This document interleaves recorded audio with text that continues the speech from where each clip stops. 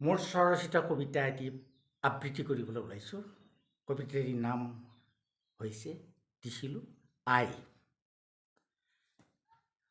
আই, মইনো খেতিখন কেনেকৈ কৰোঁ? নাই মোৰ পইচা, নাথাকে এটকা, কেনেকৈ খেতিখন কৰোঁ? সেয়ে ঘৰখনত মই দপদপাই নৰোঁ। তুমিতো জানাই আই, মই এজন অটো চালক। বিশেষকৈ ৰোগীসকলক কঢ়িয়াই মই পাওঁ বহুত ভাড়া।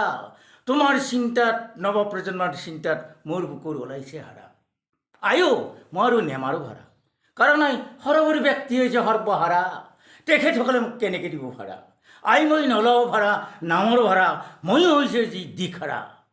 যদি আই আজি আমাৰ খাবলৈ নাই, কোনো কথা নাই।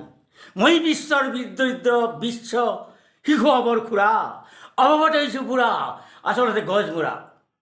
পেট ভাল ৰাখিবলৈ প্ৰতিদিন খাওঁ এচামুচ ত্ৰিফলাৰ গুড়া। মই এখন নতুন সমাজ গঢ়িম এই বিশ্ব শিশুৰ সৈতে, অসমৰ ৰাজধানী দিছপুৰত শুদ্ধকৈ অসমীয়া পঢ়িম। নিশ্চয় এদিন নিকা সমাজ গঢ়িম। আই, মই গঢ়িব নোৱাৰোঁ, এই বিদ্যাই পঢ়িব নোৱাৰোঁ।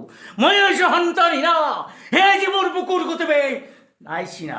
নমস্কাৰ সহোদৰ পাঠক। 8011501817। নমস্কাৰ।